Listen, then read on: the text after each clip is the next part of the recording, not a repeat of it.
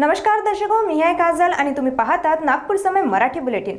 आजच्या विशेष अंकात आपण घेऊन येणार आहोत देश विदेशातील, राज्यातील आणि आपल्या परिसरातील सर्वात महत्त्वाच्या घडामोडींचा आढावा। राजकारण, समाज, आरोग्य, संस्कृती, मनोरंजन आणि अनेक महत्त्वाच्या क्षेत्रातील ताज्या आणि ठळक बातम्या तुमच्या समोर मांडणार आहोत। तर मग वेळ न घालवता सुरू करूया आजच्या महत्त्वाच्या बातम्यांसोबत। चंद्रपूर महानगरपालिकेच्या महापौर निवडणुकीत भाजप आणि शिवसेना उभाटा गुटने मोठी विजय मिळवली। संगीता खांडेकर महापौर म्हणून निवडल्या आणि ही जिंक केवळ एका मताच्या फरकाने झाली। या निवडणुकीत काँग्रेसमधील अंतर्गत मतभेद आणि गटबाजी युतीला फायदा पोहोचवणारी ठरली। निर्धारित फॉर्म्युल्यानुसार पहिल्या 1.25 वर्षासाठी महापौरपद भाजपकडे राहणार आहे, तर पुढील 1.25 वर्षासाठी महापौरपद शिवसेना उभाटा गुटकडे दिले जाईल। उपमहापौरपद आणि स्थायी समिती अध्यक्षपदही 5-5 वर्षांसाठी शिवसेना उभाटाकडे देण्यात आले आहे। या नवीन सत्ता बदलामुळे चंद्रपूर महानगरपालिकेत राजकीय समीकरण पूर्णपणे बदललेली आहेत। आता पाहणे महत्त्वाचे आहे की भाजप शिवसेना उभाटा युती चंद्रपूरच्या विकासासाठी कशा प्रकारे कार्यप्रणाली राबवेल। नागपूरमध्ये माध्यमांशी संवाद साधताना महसूल मंत्री चंद्रशेखर बावनकुळे यांनी काँग्रेस आणि राष्ट्रवादी काँग्रेस सरकारवर जोरदार टीका केली। त्यांनी सांगितले की जिल्हा परिषद निवडणुकीत काँग्रेस आणि शरद पवार गटाची कामगिरी फारच कमी राहिली आणि त्यामागचे मुख्य कारण म्हणजे त्यांचा नकारात्मक प्रचार आहे। विकासाच्या मुद्द्यांऐवजी विरोधक फक्त आरोप आणि नकारात्मक बोलण्यात गुंतले, ज्यामुळे जनता असंतुष्ट झाली। बावनकुळे यांनी काँग्रेसला आत्मपरीक्षण करण्याची आणि आपल्या प्रचार रणनीतीवर गंभीरपणे विचार करण्याचा सल्ला दिला।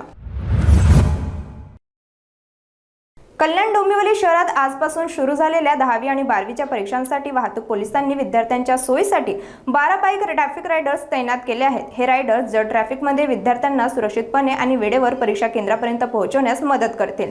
ही व्यवस्था ठाणे जिल्हा शहर पोलीस आयुक्त आशुतोष डुमरे आणि ट्रॅफिक कंट्रोल शाखेचे पोलीस उपायुक्त पंकज शिरसाट यांच्या मार्गदर्शनाखाली राबवण्यात आली आहे।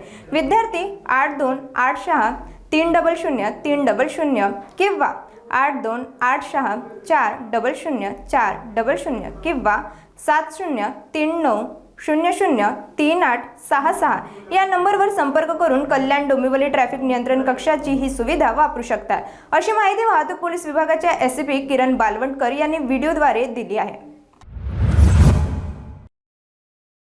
भाजपचे आमदार परिणय फुके यांनी अंबाझरी तलावातील जलप्रदूषणाबाबत नागपूरमध्ये माध्यमांशी संवाद साधला आणि सांगितले की तपासात स्पष्ट झाले आहे की वाडी आणि हिंगणा परिसरातील 19 कंपन्यांचे दूषित पाणी स्वच्छ न करता थेट तलावात सोडले जात आहे।